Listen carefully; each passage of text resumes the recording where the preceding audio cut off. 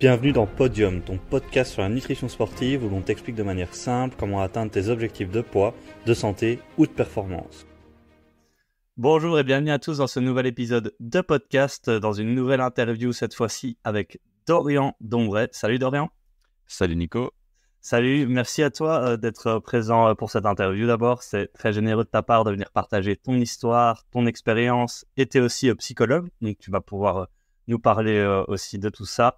Tu es aussi venu en suivi chez moi, donc tu raconteras un petit peu comment ça s'est passé et un peu ta relation avec la nourriture, tout ce qui a été pour atteindre ton objectif de poids, puisqu'on va voir que toi tu as fait une sèche et aussi une prise de masse. Je pense que j'ai rien oublié jusqu'à maintenant. Et voilà, c'est un peu le programme du jour. Ça te va comme programme? Nickel. Juste petite spécification, je suis pas psy mais assistant psy. Assistant psy, ok. Voilà. Et bientôt psy ou pas? Pas tout de suite. C'est pas prévu dans les plans encore. Pas encore en tout cas. On verra peut-être à long terme, mais pas pour tout de suite. Nickel. Ici, je te propose que tu te présentes et puis qu'on démarre la conversation. Ça va? Ça va. Du coup, je m'appelle Dorian, j'ai 28 ans, bientôt 29. Donc comme tu l'as dit, j'ai fait des études d'assistant psy. Donc d'abord, en fait, j'ai fait mes études au Berlaymont. Puis je suis parti 1 an à l'étranger, à Boston, pour apprendre l'anglais. Voilà, j'avais 4 heures de cours par jour et j'étais assez libre. Donc j'ai pu faire du basket aussi là-bas, qui est le sport que je pratique. Puis je suis rentré, j'ai commencé des études à l'ULB en sciences psychologiques et de l'éducation. J'en ai fait pendant 3 ans à peu près, mais je me sentais pas trop épanoui avec le cadre universitaire. Donc j'ai continué dans le domaine de l'humain, on va dire, donc de la psychologie, mais cette fois à Mariaps. Donc c'est comme je l'ai dit au début, en assistant en psychologie, avec cette fois du coup un cadre de haute école qui me parlait beaucoup plus et dans lequel je me sentais beaucoup plus épanoui. Donc voilà, j'ai fait mes 3 années là, mon bachelier, j'ai eu mon bac. Puis j'ai hésité à faire donc soit à me lancer directement ou alors à continuer mon cursus et du coup faire un master pour justement pour être psychologue clinicien, parce que oui, je l'ai pas précisé, mais j'ai fait assistant en psychologie en option clinique. Et donc, j'ai commencé ce master, je pense l'année 2020. En fait, c'était l'année Covid. Et je me suis dit, du coup, la première année, je me sentais pas hyper épanoui. Mais voilà, je me suis dit, bon, allez, c'est peut-être parce que c'est l'année Covid, qu'on n'est pas vraiment en présentiel, que peut-être l'année prochaine, ça ira mieux.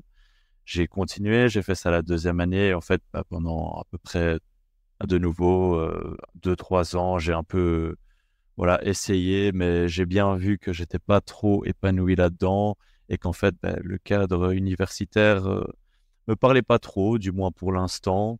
Donc voilà, j'ai pris une année vraiment de pause et de réflexion où j'ai aussi repris plutôt une thérapie, donc avec une psychologue, et on a notamment abordé ce sujet-là de mes études et de ce que j'avais envie de faire. Et là, je suis actuellement en recherche d'emploi et je cherche en tant qu'assistant psy, éducateur, intervenant psychosocial. Ok, top. Voilà, je sais pas si tu veux que je te parle un petit peu au niveau sportif. Ouais, c'est ça. Je voulais juste déjà préciser quelques petites choses sur ce que tu as dit. Donc, tu as dit que tu étais au Berlaymont, c'est une école en Belgique et c'est là qu'on s'est rencontrés aussi. Petit ajout par rapport à ce que tu as dit, puisqu'on se connaît depuis du coup une dizaine d'années maintenant, quinzaine même. Ouais, je savais pas si je pouvais le dire ouvertement, mais du coup, oui, on est. Si. C'est bien de là qu'on s'est rencontrés. Ouais, ça fait plus de 15 ans, du coup, qu'on se connaît et qu'on s'est rencontrés aussi via le basket là-bas.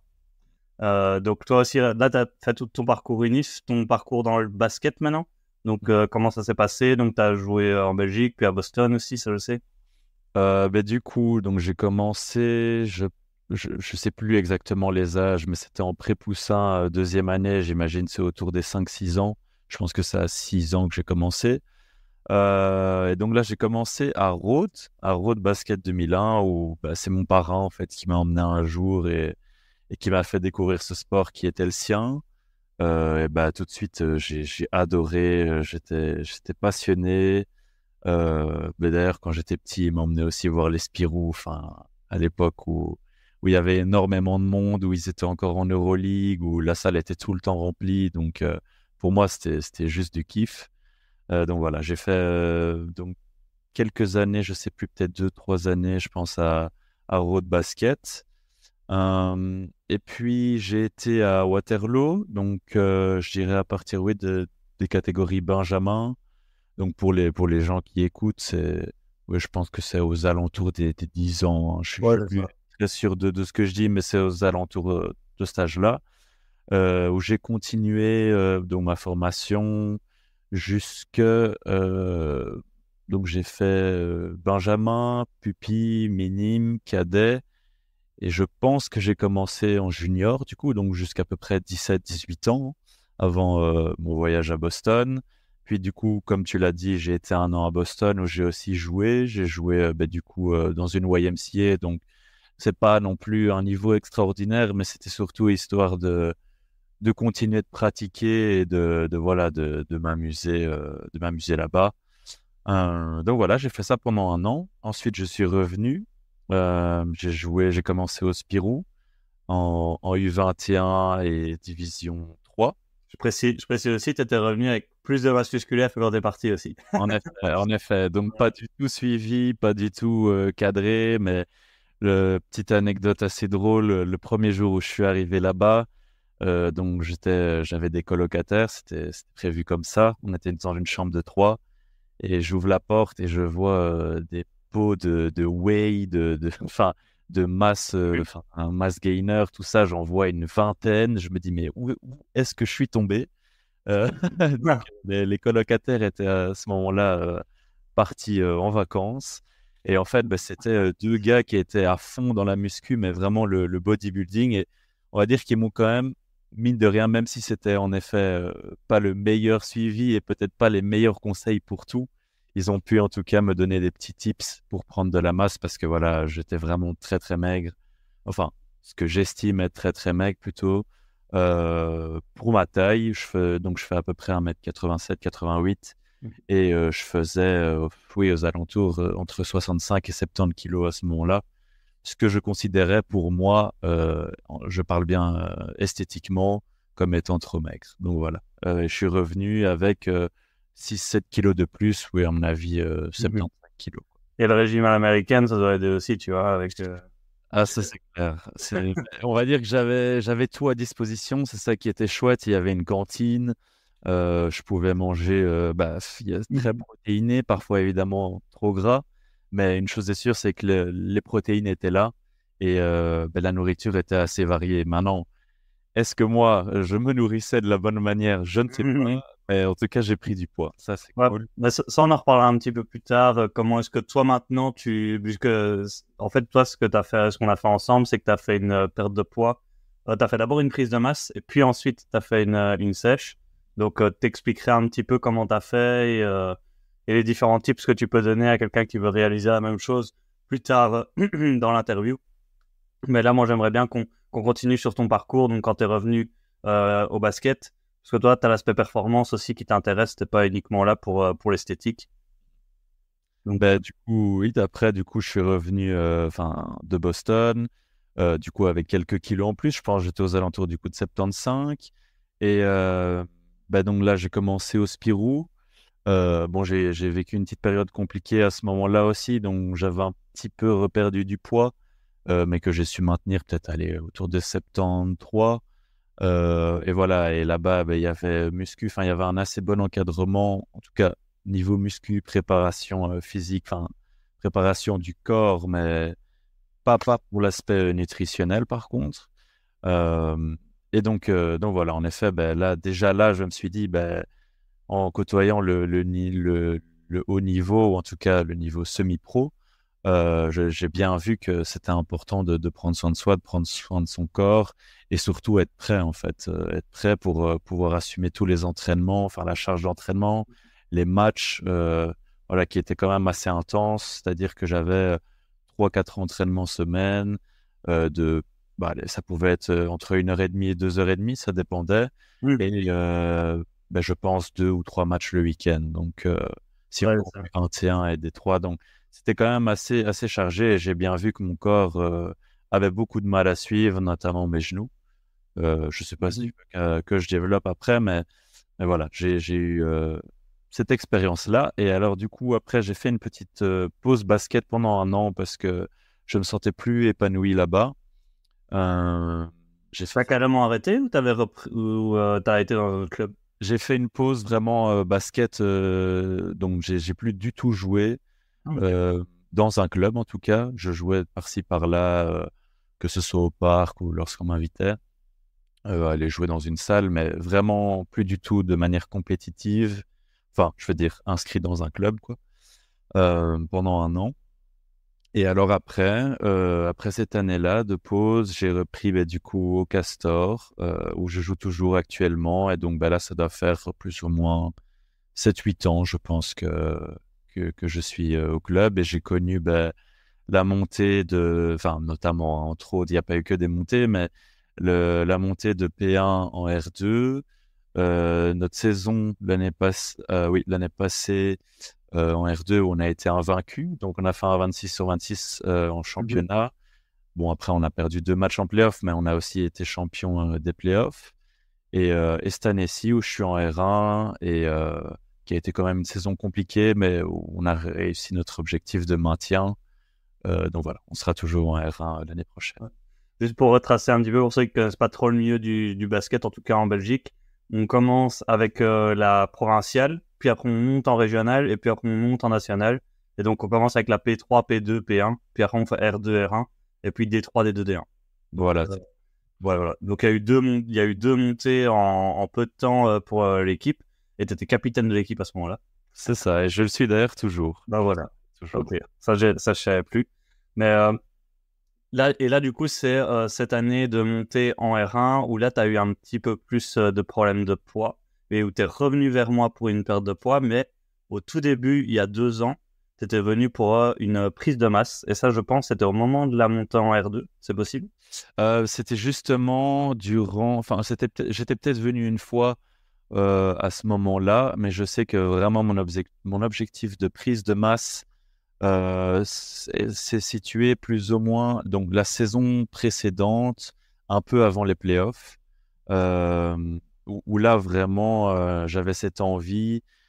Et je pense que dans un premier temps, c'était surtout esthétique. On va dire que je complexais un petit peu par rapport à mon poids et j'avais envie de me sentir mieux dans mon corps. J'étais assez investi au niveau de la muscu aussi. Donc voilà, je t'ai contacté avec vraiment l'envie de prendre du poids.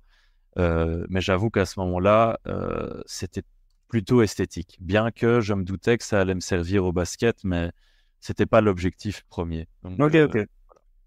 Ouais, ça, donc toi, c'était plus orienté vraiment sur l'aspect prise de masse musculaire qui est plus au niveau esthétique que vraiment à l'aspect performance à ce moment-là. Euh, Toi, d'ailleurs, maintenant que tu as du recul et que tu as fini ta formation, que tu es assistant psy, quel conseil toi tu donnerais à quelqu'un qui complexe de son corps actuellement au niveau psychologique? Comment gérer ça?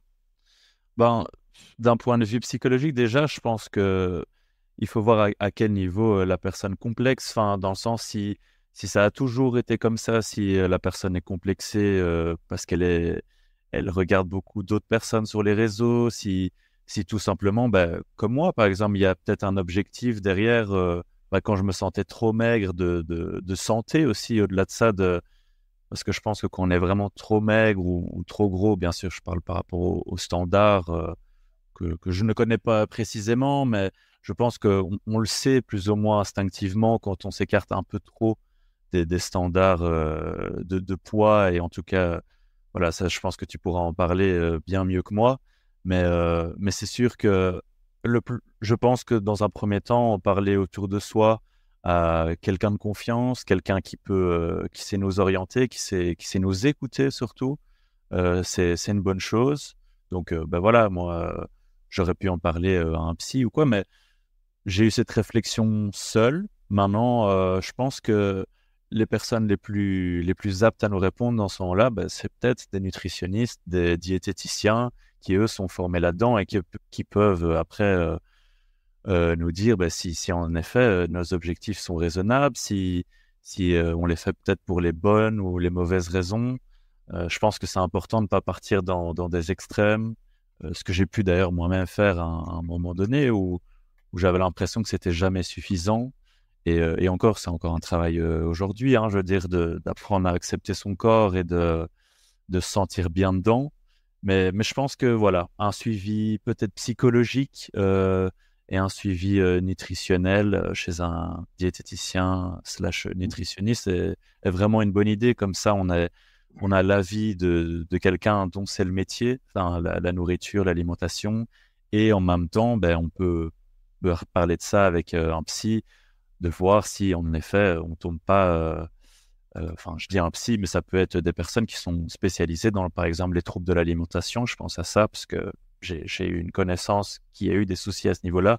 Et je pense que oui, un professionnel de la santé saura nous écouter, saura nous aiguiller. Et voilà, et je pense que le plus important, c'est surtout se sentir bien dans sa tête et dans son corps. Ouais, et ce que je trouve intéressant avec ce que tu as dit, c'est que quand on dit d'aller voir quelqu'un d'autre, ce que je trouve moi intéressant par rapport à ça, c'est qu'on a un point de vue qui est externe. C'est pas quelqu'un qui est dans notre vie et qui nous a vu grandir, qui est potentiellement biaisé. C'est vraiment un point de vue externe où comme si on avait mis un narrateur par-dessus nous et qui expliquait un petit peu la situation et qui recontextualisait le tout. Et ça nous permet un peu de voir si on a pris les bonnes décisions à ce moment-là.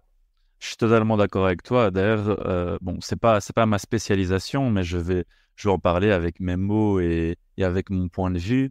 Mais ce qui peut parfois se passer, c'est que dans des troubles de comportement alimentaire, en fait, on projette simplement les attentes de notre entourage sur nous. Mhm. Je vais pas dire une mère ou une père ou un père. Mais voilà, ça peut être par exemple, oui, une tante ou que sais-je, enfin, quelqu'un qui s'est occupé de nous ou en tout cas qui a une certaine influence sur nous, qu'on le veuille ou non, qui est assez proche, peut, à travers nous, essayer de réaliser des objectifs, qui soient raisonnables ou non. Et parfois, quand on est plus jeune, enfant ou qu'on se construit dans l'adolescence, on n'arrive pas à prendre conscience en fait que ça ne nous appartient pas et que c'est pas notre rôle à nous de satisfaire cette personne.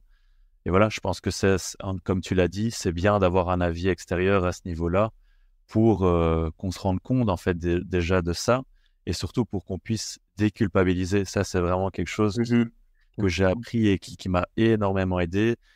Petite dédicace à ma psy d'ailleurs, c'est que vraiment la culpabilité ne nous emmène jamais bien loin. Et je pense que ça, c'est quelque chose sur lequel il faudra vraiment accentuer, peut-être dans ce podcast, et que je répéterai certainement plusieurs fois, c'est que vraiment pour avancer, pour évoluer, pour atteindre nos objectifs, c'est très très important, et surtout pour des personnes comme moi, assez perfectionnistes, de s'enlever cette culpabilité voilà, pour arriver à nos fins. Ouais, donc accepter que, imaginons, je sais pas, tu te fixes d'aller 3 fois par semaine faire ta séance, que si une semaine tu y vas 2 fois, que c'est ok, t'as fait de ton mieux, tu y retournes après, tu iras 3 fois la semaine d'après et tu continues dans la bonne direction. C'est ça que tu voulais dire? Exactement, exactement. Et surtout commencer avec des très petits pas, commencer tout doucement et accepter que, bon, bien sûr, ça c'est aussi toute une difficulté. Et ça demande du temps et je pense que ça s'apprend en fait. On désapprend des manières de penser, de faire pour en apprendre de nouvelles qui nous vont, comment dire, qui sont peut-être plus efficaces, moins culpabilisantes pour nous. Je pense que ça, c'est super important, mais même moi, en fait, il y a pas d'âge. Là, je m'approche de la trentaine et c'est seulement maintenant que j'apprends réellement à faire ça, en fait, à commencer avec des tout petits pas, Ouais, des petits objectifs, parce que, évidemment, surtout quand on est athlète et qu'on se fixe des ouais, objectifs de performance. performance, Ouais. on a très vite tendance à vouloir tout rapidement, mais non, en fait, le mieux, c'est d'instaurer des bases solides en commençant vraiment très petit, avec des petits objectifs. Comme ça, on ancre très bien les bases. En tout cas, je parle pour moi, j'ai l'impression que ça fonctionne pour moi. Donc, je me dis que ça peut fonctionner pour d'autres. Ouais, et même moi, dans la pratique, je remarque que ceux qui me disent, qui arrivent en suée, qui me disent, moi, le mois prochain, dès qu'on démarre, je me donne à fond, 200%, je fais que ça, pas d'écart, etc. En général, ceux-là, ils maintiennent pas les résultats. Ils ont les résultats, mais ils les maintiennent pas parce que ils sont trop donnés en un coup. Et alors, ils ont pas fait en sorte que ça devienne des habitudes et c'était simplement une contrainte pour eux qui se sont imposées parce qu'ils voulaient réussir. Et dès qu'il y a un petit peu de lâcher prise, ben là, ils arrêtent tout et ils maintiennent pas leurs résultats sur le long terme. Donc, moi, d'expérience, je vois aussi tout ce que tu as dit, c'est en adéquation. Juste pour rebondir sur ça, je pense aussi que, ben, par exemple, c'est pour mon cas, en tout cas, je vais parler pour moi. Ça a été très important d'avoir l'aspect psychologique, donc d'être suivi, de faire cette thérapie, dans le sens où le fait de prendre le temps, bon, quand on s'est vu ici pour la perte de poids, qu'on va développer plus tard, j'imagine, Ouais, ouais. tu m'as vraiment dit d'y aller doucement et de ne pas me fixer des trop grands objectifs, que perdre 1-2 kilos par mois, c'était déjà pas mal. Et ça, dans un premier temps, ça a été dur à accepter, mais je pense que justement avoir le recul de, de- d'une professionnelle de la santé, de me faire prendre conscience que voilà, c'était important en fait de prendre le temps de pas être trop perfectionniste, de pas se mettre trop de pression. Mhm. Ben, il m'a fallu en fait cette aide extérieure pour accepter que tu me dises ça et pour pouvoir appliquer efficacement les conseils que tu m'as donnés. Parce que je pense que au moment de la prise de masse, donc il y a à peu près 2 ans, Ouais. je- Là, j'ai les dates. Le premier, c'était le 6 juin, le 30 juin 2022. On avait démarré la prise de masse. ah ben voilà. Voilà, c'est sûr qu'à ce moment-là, je pense que j'aurais pas su appliquer les conseils, même si évidemment, c'était pas exactement la même démarche, je voulais prendre du poids, mais j'aurais certainement pas appliqué tes conseils de la même manière, en tout cas avec autant Mhm. d'efficacité qu'aujourd'hui. Ouais, ouais, non, t'as 100% raison là-dessus. Et moi, ce sur quoi je voulais revenir, c'était, tu parlais que tu avais fait toi l'analyse seule pour l'analyse psychologique de ta situation. Est-ce qu'avec du recul, tu trouves que c'est une bonne chose d'avoir fait seul? Est-ce que tu aurais été directement vers quelqu'un si tu avais su? Est-ce que ton analyse était bonne, tu vois? Avec du recul, qu'est-ce que tu penses de tout ça? On parle de l'analyse à quel niveau là, juste pour... T'as dit au début ton analyse psychologique vis-à-vis quand tu étais dans le basket et que ça se passait moins bien, puis après tu avais ton poids, tu étais plus complexé. Tu as dit que tu as fait ton introspection seul. Toi, avec du recul, est-ce que tu aurais été voir quelqu'un plus tôt? Est-ce que tu trouves que l'avoir fait seul, c'était enrichissant et que tu as appris des choses? Voilà, explique-nous un petit peu. Je suis pas du genre à me dire bon ben si j'avais su, enfin bien sûr on le fait tous, mais je veux dire, Ouais, je ouais. pense que tout tout est un bon apprentissage à partir du moment où on se permet de le voir comme tel. Donc je pense que c'est sûr et certain que ça m'a servi à un moment donné, et je pense qu'on fait de toute manière, qu'on le veuille ou non, on l'a fait tout le temps, cette analyse de nous-mêmes. Enfin, on veut toujours le meilleur pour nous. Je pense qu'il n'y a rien de plus humain de ça.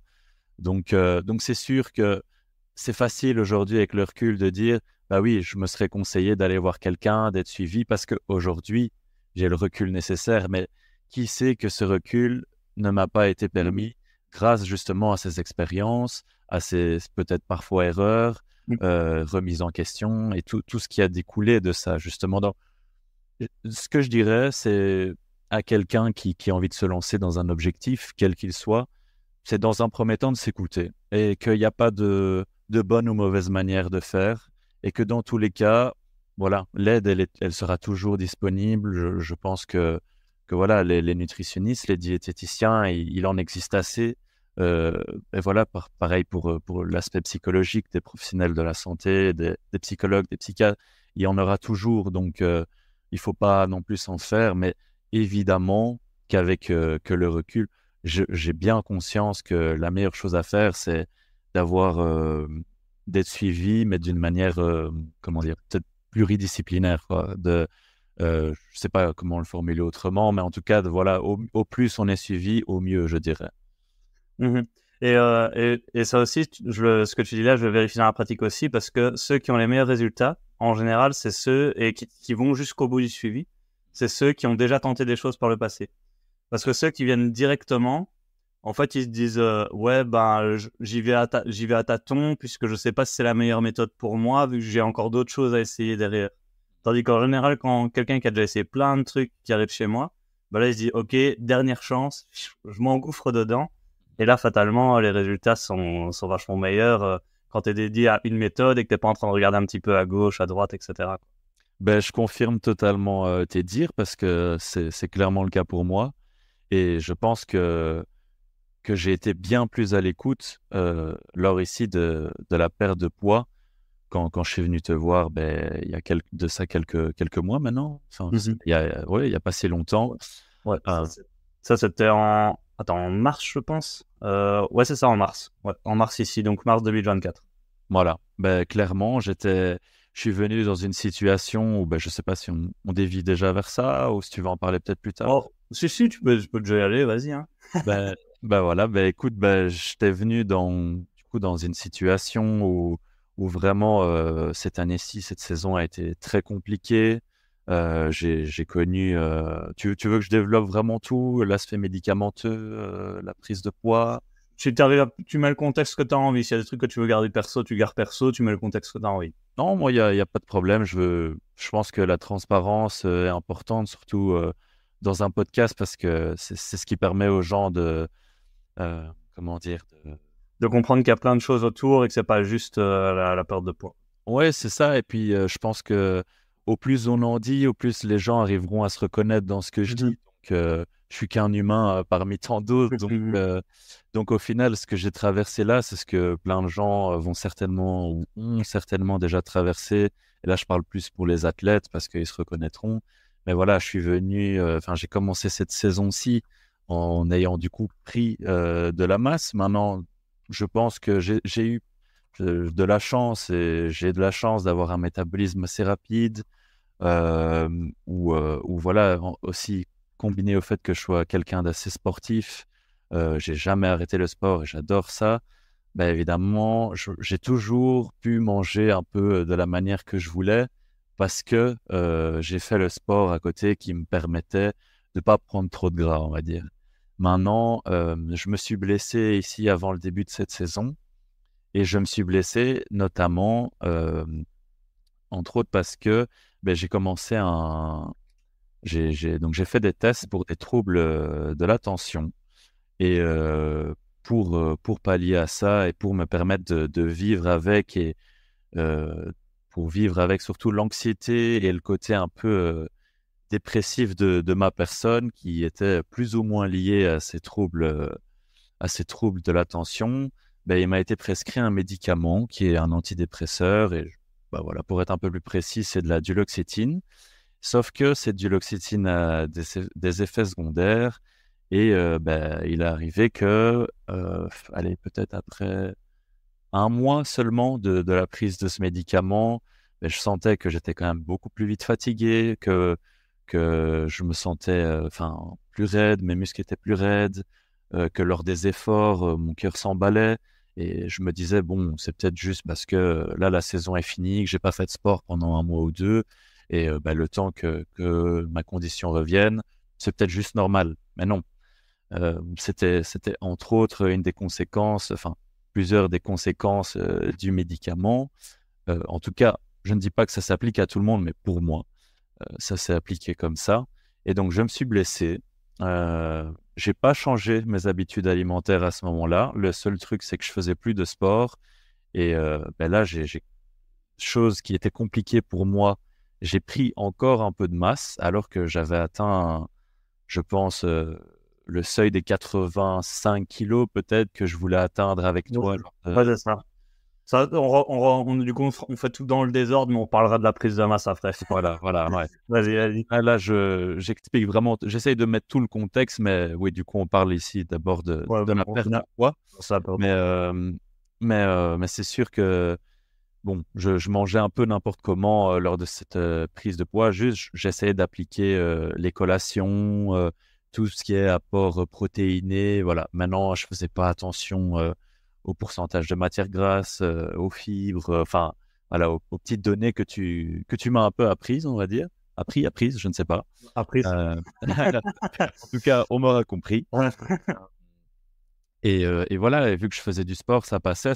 Sauf que là, avec le médicament qui agit, donc ça c'est le psychiatre qui m'a expliqué, sur mon métabolisme, sur une prise de poids, mais de gras notamment, sur comme j'ai dit, mon état de fatigue, de fatigue, j'ai eu des troubles du sommeil. Enfin, voilà, il y a eu pas mal de choses qui jouent notamment, et ça tu me l'as bien expliqué, et tu l'expliqueras certainement encore sur voilà, la qualité de cette prise de masse ou perte de poids. Donc voilà, donc je reviens à ce que je disais, je me suis blessé, j'ai continué, enfin j'ai repris du poids alors que j'avais atteint un seuil de 85 kilos que j'arrivais pas à dépasser et pour lequel je vais manger énormément d'habitude. Ouais. Et là je le prenais facilement, quoi. Donc je suis arrivé, je pense, jusqu'à un moment 88, voire 89. Je pense que c'est le plus haut que j'ai été. Et là, je me suis dit, ouf, il y a quelque chose qui ne va pas. Mais j'avais pas encore tilté que c'était potentiellement l'arrêt du basket, le médicament. Parce que pour moi, j'ai toujours mangé comme ça et il fallait que je mange énormément pour prendre de la masse, quoi. Donc après, je me suis remis de ma blessure, j'ai repris le basket. Sauf que je perdais pas ce poids-là. Je continuais à manger normalement cette fois, mais plus dans un objectif de prise de masse, mais juste je mangeais quoi normalement à ma faim. Et là, je me suis dit, il y a quand même quelque chose de particulier. Je m'entraîne, je suis très fatigué aux entraînements, je dors pas bien. Oui, mon cœur s'emballe super vite. Je mange comme avant, mais euh, pas forcément plus protéiné ou quoi, mais je conserve ce poids-là. Enfin, il y a quelque chose qui n'allait pas. Donc, je me suis dit, bon, je vais être patient, on va bien voir. Peut-être que dans 2, 3 mois, avec les entraînements, le temps que mon corps retrouve le rythme des entraînements, voilà, le poids, enfin le gras en tout cas, va s'en aller.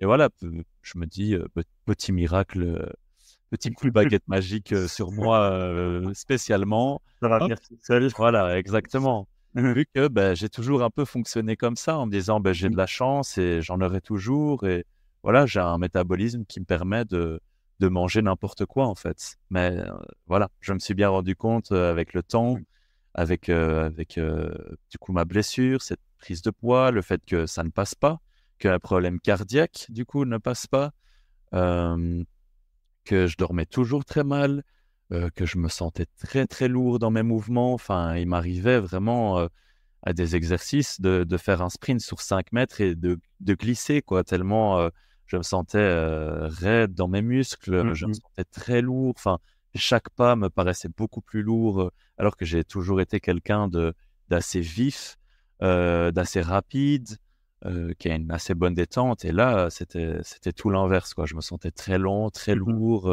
je sautais pas haut, pas loin. Enfin, C'était notamment au fait que tu avais 8-9 kilos de plus. C'est comme si tu devais porter, comme si tu te lestais en fait, et que tu avais un sac à dos de 9 kilos tout le temps en plus, quoi. c'est ça. Sauf que du coup, quand j'avais fait ma prise de masse, du coup, donc la fin de ma prise de masse se situait, disons, vers mai à peu près. Je peux même te dire, ouais, c'est ça. Moi, j'avais juillet, je pense. Ah voilà, peut-être un peu après. En fait, c'est à peu près à ce moment-là, au moment où j'ai commencé à prendre les médicaments. Je voulais du coup finir cette prise de masse. Sauf que avant de prendre le médicament, donc quand je faisais 85 kilos et que je mangeais toujours un peu n'importe comment, mais juste protéiné, ça allait. Mon corps avait pris du gras, mais ça allait encore. Mais Et là, vu que tu parles des chiffres, tu vois, pour resituer un petit peu les gens, t'étais arrivé avec 81 kilos et 13,5% de masse grasse. Et t'étais reparti quand on avait fini la prise de masse, du coup, avec 85 et 15% de masse grasse. voilà. Voilà. Donc, Et 1,5% de masse grasse, du coup, ça fait 1 kg de gaz. Donc, t'avais pris environ 4 kilos de muscle et 1 kg de gras. voilà. Donc, ça confirme bien l'impact notamment du médicament, de ma blessure et de l'arrêt du sport. Donc voilà. Et donc, à nouveau, pour resituer par rapport aux blessures, quand tu es revenu du coup après le médicament, là tu avais 87 cette fois-ci. Sauf que cette fois-là, tu étais à 20% de masse grasse. Donc, ton poids avait au final peu bougé par rapport à la prise de masse quand on avait terminé, mais c'est surtout la masse grasse et la masse musculaire qui étaient parties. Enfin, exactement. Partie, quoi. ouais, c'est exactement ça. Et du coup, peut-être pour un peu situer les gens et remettre, parce que je pars un peu dans tous les sens, mais pour remettre un peu une ligne chronologique, donc mon objectif de prise de masse était pour la fin de la saison R2, qui était du coup la saison passée. Donc je pense que du coup jusque, comme tu l'as dit, à peu près mai. En tout cas, c'était surtout dans ces environs jusque mai, juin, juillet, comme tu l'as bien dit. Ouais. Je suis revenu en juillet. J'avais envie de prendre de la masse, mais vraiment de manière esthétique. Et voilà, ça avait bien fonctionné vu que j'étais à 85 avec 15% de matière grasse, ce qui m'allait parfaitement. Et si toi, tu voulais plutôt un profil où tu étais... voilà, à ce moment-là, tu m'avais pas dit que tu voulais être dans un profil plutôt explosif, mais tu étais plutôt dans un profil de meneur, bien sur ses jambes, et tu acceptais de perdre un petit peu en explosivité pour justement être un peu plus lourd, un peu plus solide sur les appuis. C'est ça, exactement. Et vraiment, j'avais mis l'aspect performance un peu au second plan, et parce que j'ai une saison aussi un petit peu compliquée où j'essayais de me retrouver dans un rôle un peu différent de l'année précédente au basket. Donc voilà, j'avais plus un rôle organisateur, à calmer le jeu. Donc voilà, j'avais pas forcément besoin d'être très vif, très rapide, très bon sur mes appuis. Enfin, c'est toujours important, mais dans une moindre mesure, quoi.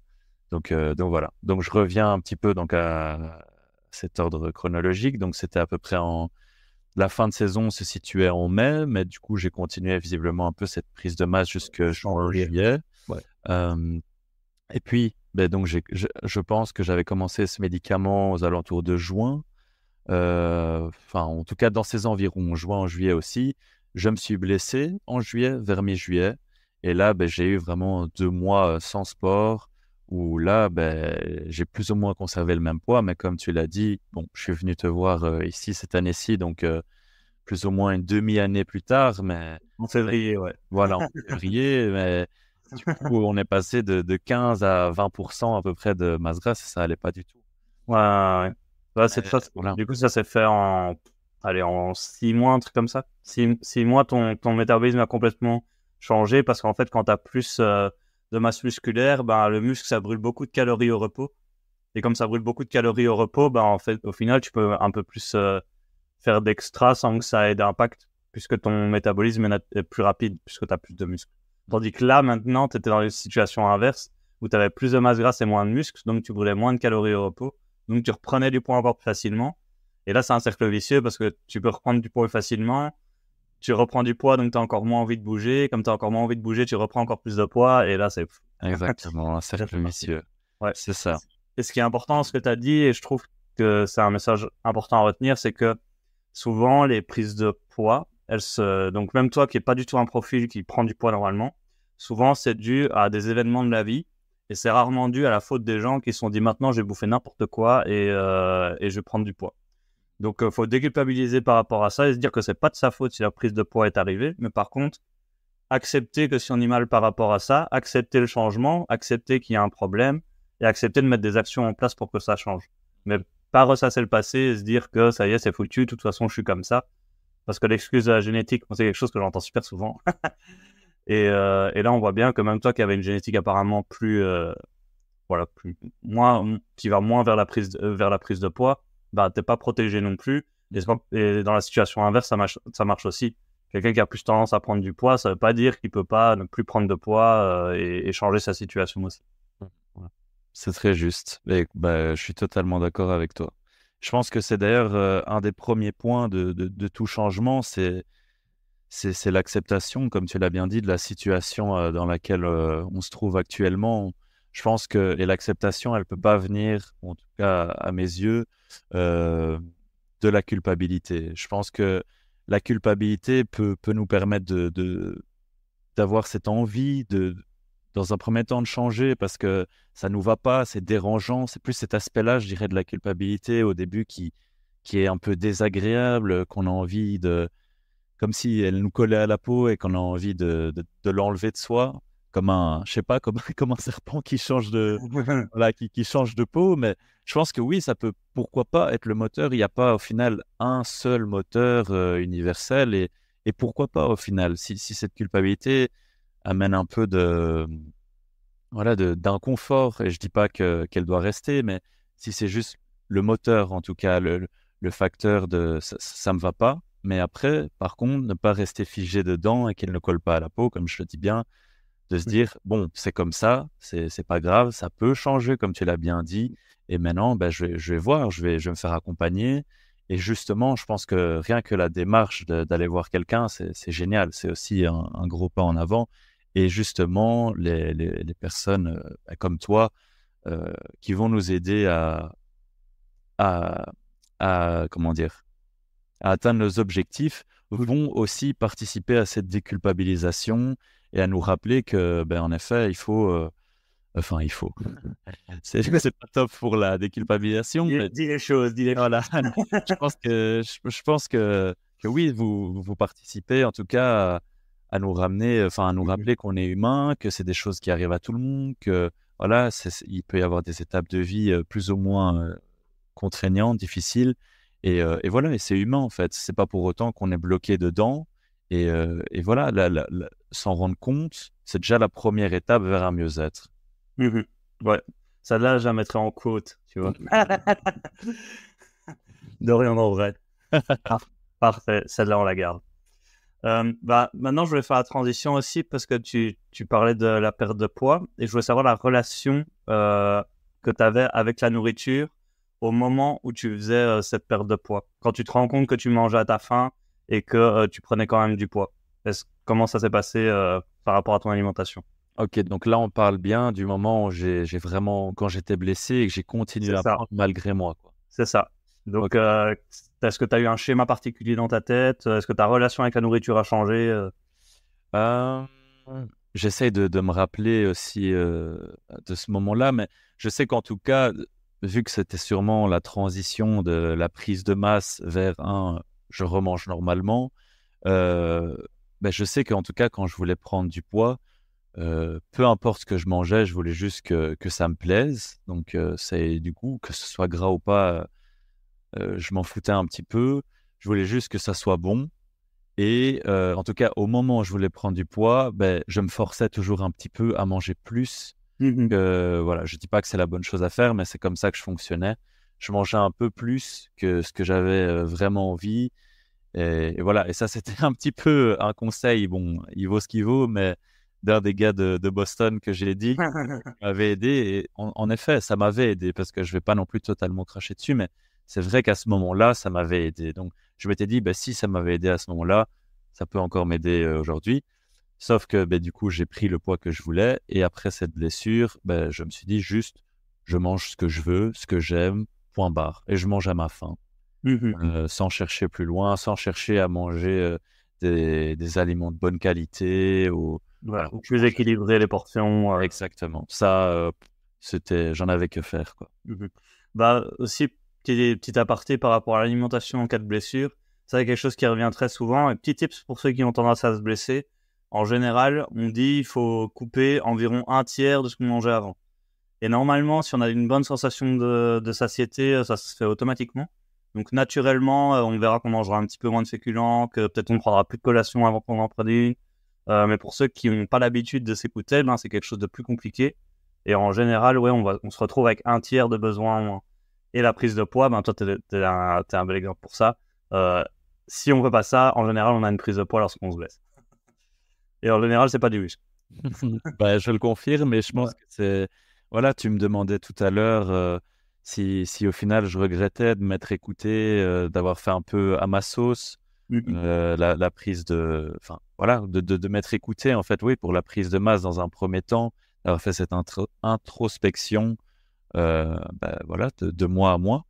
Voilà, c'est ce que tu viens de dire là, c'est la preuve que c'était important en fait, parce que là, j'ai une belle leçon de la vie que, non, en fait, j'avais pas, j'avais pas cette chance de, à tout moment de ma vie, pouvoir manger ce que je voulais, ne jamais, un jour, prendre du poids, alors que j'en ai pas envie. Voilà, Mhm. là, ça a été la belle preuve que non, même moi, qui pensais avoir le métabolisme du futur, eh ben non, moi aussi je suis humain et il peut m'arriver, une prise de poids et même j'ai envie de dire de gras, avec, selon les circonstances, de ma vie. Mhm. Et aussi, vu que toi, ce qui a pas dû aider à ce moment-là, c'est comme tu as un psychologue ou tu étais étudiant à ce moment-là, c'est plutôt sédentaire. Donc, c'est vrai que si on coupe le sport, là, directement, c'est plus complexe. Tandis que quelqu'un qui a un métier un peu plus actif, déjà, ça peut aussi l'aider à maintenir son poids un peu plus facilement. Donc, c'est vrai que ça joue en ta défaveur aussi, quoi. Ouais. Maintenant que tu as toute cette expérience, donc que tu as testé des trucs par toi-même, que tu as eu un accompagnement psy, que tu es toi-même assistant psy, que tu as eu un accompagnement nutri, que tu fais aussi de la kiné, prépa physique avec Nicolas Maton, mon collègue à YouPerform. Toi, qu'est-ce que tu donnerais comme conseil pour quelqu'un qui veut faire une bonne prise de masse?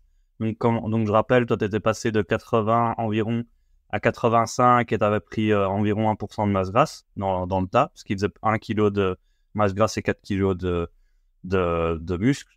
Et après, on fera le même exercice avec la perte de poids. Mais donc, toi, c'est quoi tes meilleurs conseils maintenant pour la prise de masse si quelqu'un voulait se lancer? Je pense que ce soit pour la prise de masse ou, pour la perte de poids, et tu t'en rappelleras sûrement, c'est quelque chose que je t'ai demandé et qui m'a un peu marqué, c'est que j'avais vraiment cette sensation que pour prendre du poids, il fallait manger beaucoup et que pour perdre du poids, il fallait manger très peu. Et j'ai bien compris qu'en fait, c'était totalement faux et c'était une idée, bien plus répandue, que ce que je pensais et que j'ai d'ailleurs confronté en discutant, avec des amis et je me suis bien rendu compte qu'en fait, il y avait pas que moi qui pensais comme ça. Donc je pense que dans un premier temps, si la personne n'a pas envie d'aller voir un nutritionniste ou voilà, de faire la démarche parce que ce soit, un souci financier ou que la personne n'a pas le temps ou que sais-je.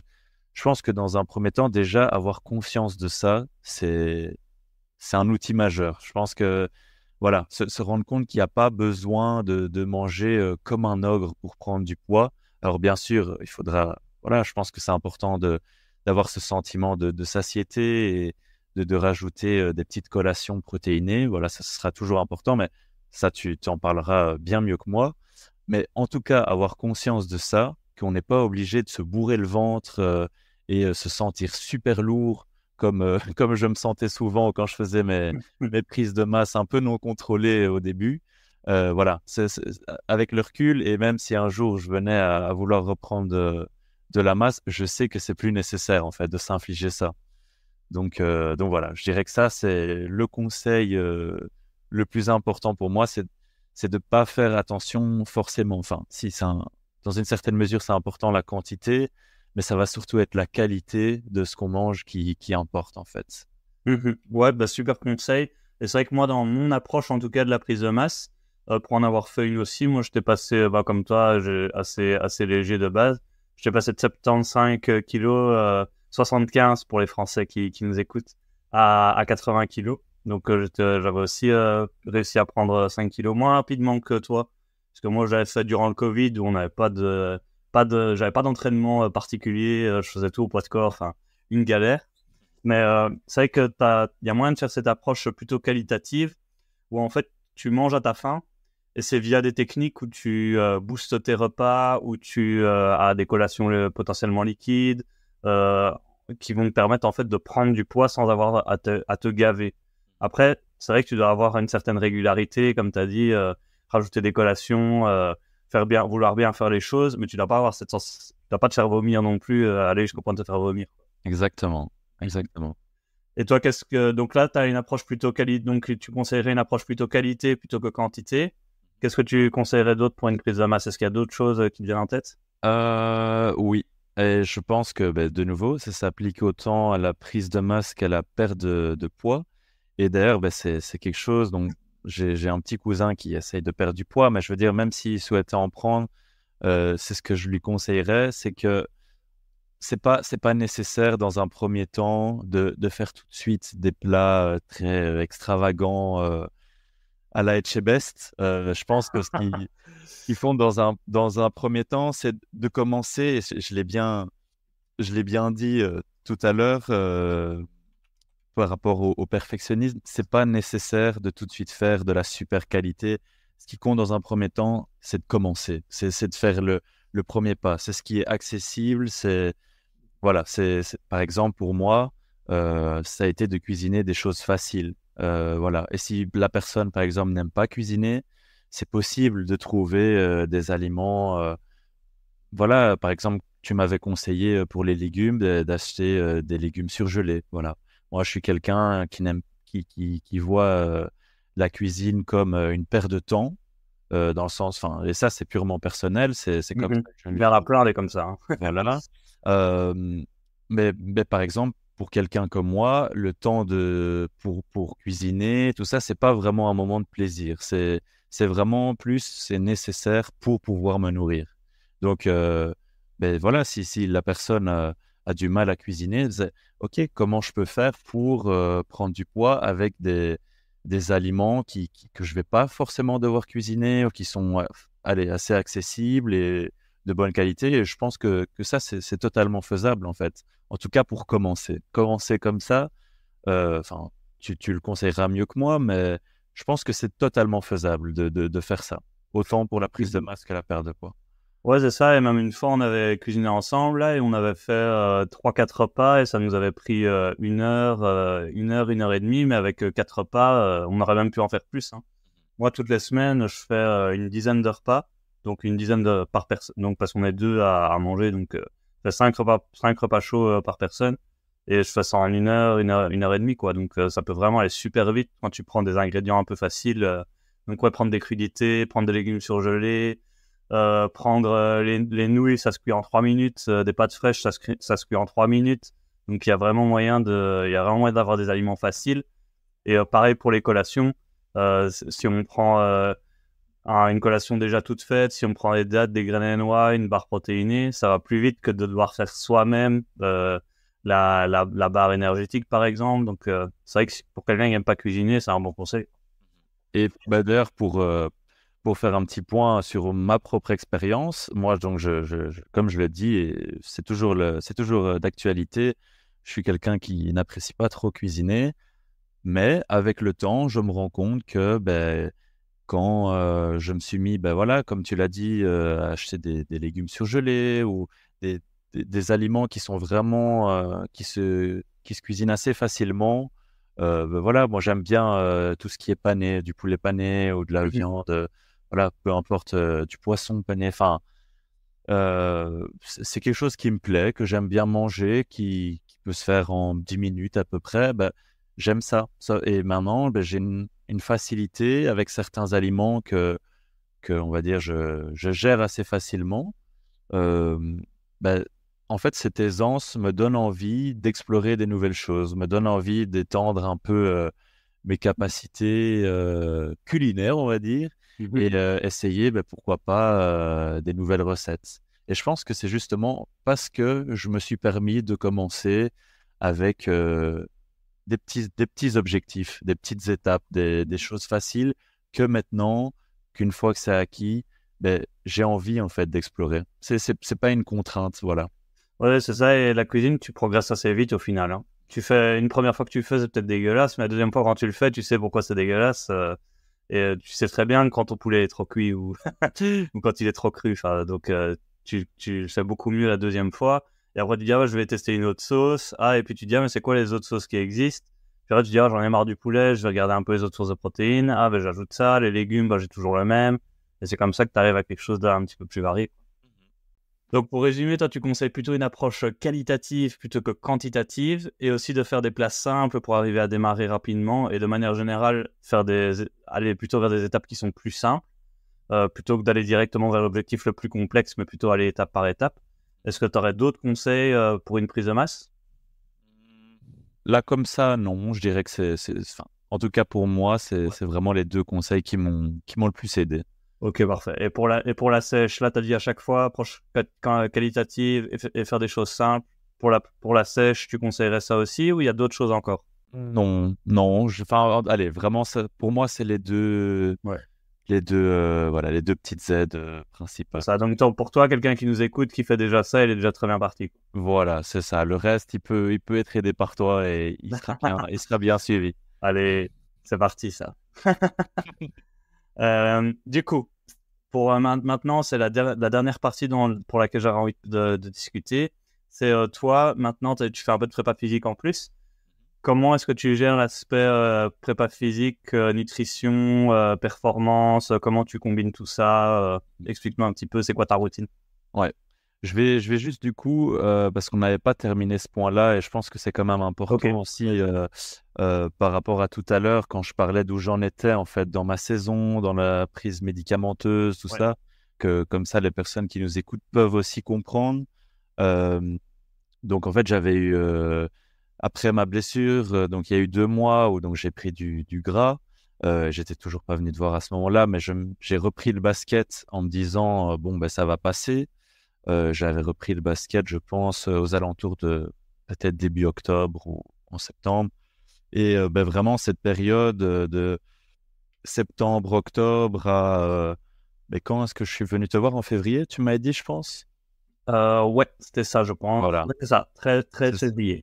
c'est ça. Ben, du coup, durant toute cette période-là, j'ai été voir j'ai été voir pneumologue, cardiologue, ORL. J'ai essayé vraiment de comprendre d'où venaient du coup mes soucis cardiaques, pourquoi j'avais autant de mal, pourquoi soudainement en fait tout était si compliqué, pourquoi je me sentais lourd, pourquoi je dormais si mal. Enfin, j'ai vraiment été voir pas mal de spécialistes.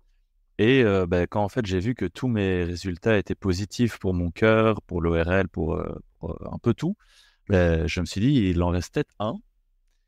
Et celui-là, ben, c'est celui avec qui je discute en ce moment. Et donc je me suis dit, ben, pourquoi pas en fait. Et voilà, mais ça, je pense que de nouveau, comme je le disais, c'est important de s'écouter et d'expérimenter. Parce que ben, c'est en ayant fait d'abord tout ça que j'ai été rassuré et que je me suis dit, bon, ok, ben là, il reste quoi, sur quoi je peux avoir du contrôle? Ben, c'est l'aspect nutritionnel, parce que je sais que je suis potentiellement en surpoids, ou en tout cas pour mes objectifs Personnel. personnels et de performance surtout. C'est peut-être ça, en fait. C'est peut-être simplement ça, le fait que j'ai peut-être trop de masse, peut-être que j'ai trop de masse grasse surtout. Et ça, bah, qui d'autre pour me le dire que voilà, qu'un spécialiste comme toi. Donc, ben voilà, c'est ce que j'ai fait. Et parallèlement, j'ai aussi été voir un psychiatre pour vérifier mon traitement médicamenteux. Mais ça s'est fait un peu plus tard. Donc, ça, j'en parlerai juste après.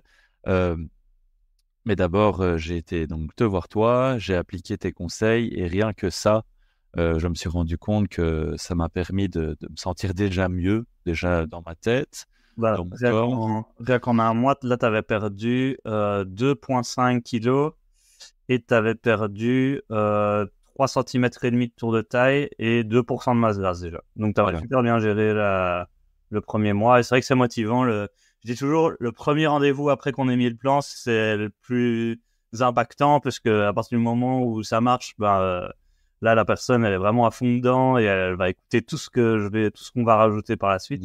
Et tant qu'il n'y a pas eu ce déclic, là, c'est vrai qu'il faut d'abord ce déclic avant que la personne soit pleinement investie, je trouve. Et toi, tu l'as direct eu, donc c'était top. C'est clairement ce qui s'est passé pour moi. Mais je pense que, ben voilà, de nouveau, faut pas que les gens culpabilisent. Moi, c'était mon objectif de performance et surtout de me sentir bien, en fait, d'être en bonne santé, de ne plus avoir de soucis respiratoires sur le terrain. Enfin, ça me tenait très à cœur. Donc clairement, en fait, il fallait que je vive tout ça pour après arriver à toi et pour me dire, bon, ben là, en fait, j'ai tout essayé et si là, je me donne pas à fond au niveau de ma nutrition, ben, je vois pas qu'est-ce qui reste. Donc, c'est ça aussi qui m'a permis d'avoir cette motivation. Donc, faut pas que les gens non plus se mettent une surpression en se disant, bon, ben, moi, je fais 1 ou 2 écarts cette semaine, c'est vraiment nul. Non, je pense que j'avais très bien réussi ce mois-là parce que j'avais des bonnes raisons de l'être aussi. Et c'est ça qui m'a permis de rester vraiment focus sur mon objectif, mais à 100%. Et il faut pas penser, j'ai eu l'un ou l'autre écart. Et voilà, j'ai eu aussi ce travail, cette thérapie sur le côté qui m'a permis de déculpabiliser et de vivre ben, ce premier mois dont tu parles vraiment de manière, oui, assez saine pour moi, j'ai envie de dire.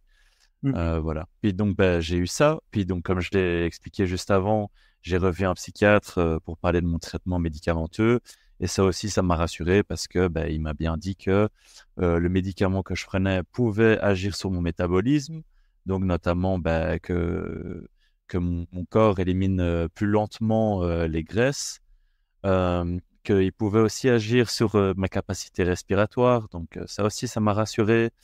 Euh, mon sommeil, et ça, c'est toi qui me l'as appris que le sommeil pouvait jouer sur le sentiment de satiété, par exemple. Et ben, c'est sûr que quand on est éveillé plus tard, qu'on est plus vite fatigué, bah, on a faim, on a envie de grignoter. Et ben, dans ces moments-là, et je m'en suis rendu compte aussi, c'est pas les moments où on a envie de forcément choisir les aliments les plus sains pour nous. Donc clairement, tout ça, le fait d'être rassuré à ce niveau-là par un psychiatre m'a fait du bien. Tout ce que je disais et ce qu'on disait plutôt au début, d'être suivi vraiment par plusieurs professionnels pour bien comprendre en fait ce qui nous arrive et pour avoir la prise en charge la plus adaptée et la plus adéquate vraiment possible, quoi.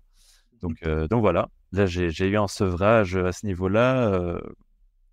Au niveau médicamenteux, là, il y a 2 semaines. Et en même temps, c'est vrai que j'ai oublié d'en parler, mais je me suis blessé au basket parce que, ben, justement, à mon avis, à cause de ce surpoids, à cause de ce médicament qui Ouais, la somme de tout, quoi. voilà, exactement. La somme de vraiment de toutes les composantes qui a fait que, bah, au basket, c'était compliqué d'être performant et mon corps ne suivait plus du tout. Mes adducteurs m'ont lâché, on va dire. Enfin, j'ai eu une tendinite aux 2 adducteurs. Et ben, d'ailleurs, je remercie Nicolas Maton, ton collègue, de vraiment faire un super boulot avec moi. Euh, voilà, je pense que ben, voilà, le mélange en fait de toutes ces choses, de ma thérapie, d'avoir été chez un psychiatre, d'appliquer les conseils que tu m'as dit, de manger mieux, de prendre soin de mon corps avec le Nico, le kiné du sport, euh, toutes ces choses ensemble en fait font que ben, aujourd'hui je sens que mentalement et physiquement je me sens beaucoup mieux. Je sens même au niveau de mes performances, que ce soit bah, durant mes séances kiné ou si je vais courir, tout ça, bah, que ça va beaucoup mieux, que c'est beaucoup plus simple pour moi de déplacer mon corps, je me sens moins lourd. Ouais, oui, je t'ai vu sur tes exos, t'es quand même vif, tu vois. Voilà. Je retrouve en fait un peu ma manière de me déplacer d'avant, en fait, d'il y a 1 an et demi, 2 ans, et ça me fait beaucoup de bien. Puis aussi, je pense que c'est important d'en parler. euh, dans tout ça, il y a aussi le fait que mes blessures, et on revient à ce qu'on disait, en fait, l'importance d'expérimenter, de parfois se tromper, c'est pas grave. Parce que c'est ça aujourd'hui qui me permet de me rendre compte qu'en fait, physiquement, j'ai pas forcément besoin de me sentir hyper costaud du haut et du bas du corps. C'était plus, on va dire, des complexes que je pouvais avoir. Et ce qui se cachait derrière, c'était l'idée que ben, si un jour j'ai le corps parfait ou que je suis très musclé, je me sentirais parfaitement bien. Donc ben voilà, ça aussi, la thérapie m'a permis de prendre du recul et d'avoir une vision différente à ce niveau-là. Et en fait, aujourd'hui, maintenant, mon corps, c'est plus un outil pour me déplacer et pour performer aussi au basket, vu que c'est ma passion. Donc ben maintenant, ce qui m'intéresse, c'est surtout ben, comment je vais comment dire, comment je vais muscler mon corps, comment je vais nourrir mon corps pour atteindre mes objectifs et en même temps, avoir le minimum, ou en tout cas, voilà, oui, le minimum en termes d'esthétisme qui peut me convenir. Et voilà, et aujourd'hui, mon regard a changé. Et par exemple, là où avant, je voulais un haut du corps très solide et le bas du corps, je le négligeais un petit peu, maintenant, je veux un bas du corps très solide. Et c'est peut-être aujourd'hui le haut du corps que je néglige un peu, bien qu'il soit pris en charge avec le kiné. Mais je veux dire, voilà, ce qui m'intéresse, c'est surtout d'être bien dans mes jambes, d'être bien dans mon corps, d'être en bonne santé, de pouvoir me déplacer comme je veux sur le terrain, de pas me sentir trop lourd. Et voilà. Et qui sait, peut-être dans un an, ça changera encore. Ouais, c'est ça, les motivations, c'est quelque chose qui bouge tout le temps. Et moi, ce que je trouve important dans ce que tu as dit, c'est que tu as des motivations qui sont plus internes, parce que c'est toi qui t'es dit j'ai envie d'être en bonne santé, j'ai envie d'être plus puissant, j'ai envie d'être mieux sur le terrain. Plutôt que des motivations externes, le regard des autres qui portent sur toi et que tu te sentiras mieux s'il y a un meilleur regard parce que tu es plus costaud. Et c'est vrai que quand tu as une motivation qui est interne, c'est quelque chose qui reste sur le long terme, et donc les choses que tu mets en place, tu as beaucoup plus tendance à les tenir. Oui, c'est un peu comme je disais plus tôt pour l'aspect psychologique que tu me demandais. Là où on peut parfois être enfin, ou en tout cas essayer d'être le reflet des projections de nos parents, de notre entourage, des réseaux sociaux et de ce qu'il faudrait, entre guillemets, être pour se sentir bien. Et c'est un idéal totalement utopique parce que c'est pas le cas. Et au final, quand on se met des objectifs comme ça, quand on regarde des bodybuilders ou des gars qui se tuent à la salle et qui mangent comme c'est pas permis, alors que parfois c'est juste pas du tout adapté à notre mode de vie et à nos objectifs, en fait, on se rend compte, oui, qu'à long terme, c'est pas faisable et qu'au final, même quand on se rapproche de ces objectifs, on n'est pas forcément plus heureux. Voire même, on se rend compte, en fait, qu'on est loin de se sentir bien et on se dit que, merde, pourquoi on a fait tout ça, en fait? Alors que, comme tu le dis, quand l'objectif, c'est d'être en bonne santé, c'est de se sentir bien, on le sent, on sait en soi, c'est le corps nous parle au final. Quand tu ingères des bons aliments, quand tu dors bien, quand tu fais du sport, ton, ton corps te remercie quelque part. Enfin, tu te sens bien, psychologiquement, tu es bien, tu as ce qu'il faut pour bouger, pour bien te déplacer, pour performer. Et toi, tu dirais que là, psychologiquement, t'es bien ou t'as encore du travail à faire là-dessus? Sur l'aspect purement, comment dire, corporel, on va dire, enfin, dans mes objectifs de perte de poids, de regard vis-à-vis de mon corps, je pense que je suis pas encore là où je voudrais être, mais on va dire que je me sens déjà bien. Voilà, moi Ouais. je pense que c'est important en fait de déjà se sentir satisfait, rien que d'avoir mis toutes ces choses en place, en fait, d'avoir pris tous les rendez-vous chez les différents spécialistes. Ce mouvement, en fait, c'est le fait d'avoir bougé, d'avoir pris soin de moi. Voilà, c'est ça, c'est de prendre soin de soi en bougeant, en allant voir. Enfin, voilà, c'est une forme ouais, de soin, quoi, de soin de soi. Et au final, quand on prend soin de sa santé, qu'elle soit physique, mentale, les deux, on ne peut que se sentir bien. Après, bien sûr, d'un point de vue performance, je me sens pas encore là où je voudrais être. Et ça, c'est juste normal parce que Mhm. c'est un processus, notamment avec le kiné. Ça prend du temps et puis c'est quelque chose qui peut se renforcer sur toute une vie. Mais Ouais. voilà, Dans le sport, c'est infini, quoi. c'est infini. Mais le simple fait de voir que je progresse, que je me sens bien et que surtout, je me sens plus libre dans mes mouvements, rien que ça, en fait, c'est satisfaisant. Ça me Mhm. suffit. Et voilà, et je vais continuer à le faire, mais je me sens bien. Après, le reste, voilà, pour ce qui est du bien-être, il y a d'autres aspects de ma vie, mais je pense qu'ils sont pas forcément, qui sont pas nécessaires à développer ici et qui me regardent. Mais voilà, ça ils n'ont rien à voir, on va dire, avec l'aspect physique, quoi, physique, alimentaire, je sais pas comment on peut l'appeler. Ouais. Ok. Parfait. Parfait. Est-ce que tu as d'autres choses à ajouter ou est-ce que tu as parlé de tout ce dont tu avais envie de parler dans ce podcast? À ajouter, déjà, je te remercie. Je te remercie Merci à toi, hein. de m'avoir d'avoir pensé à moi. Je te remercie pour tout le suivi, euh, d'avoir été bienveillant, d'avoir été patient avec moi, de m'avoir donné des conseils qui s'appliquaient à ma personnalité, à mon mode de vie. Je pense que ça, on néglige, mais c'est vraiment important en fait d'avoir quelqu'un qui nous écoute et qui prend en compte en fait qui on est et ce qu'on fait et comment on vit. Parce qu'au final, c'est ça qui m'a permis de tenir sur le long terme. J'ai pas appliqué des conseils qui ne s'appliquaient pas, qui s'appliquaient à Pierre-Paul, Jean-Jacques. Non, c'était vraiment des conseils pour moi.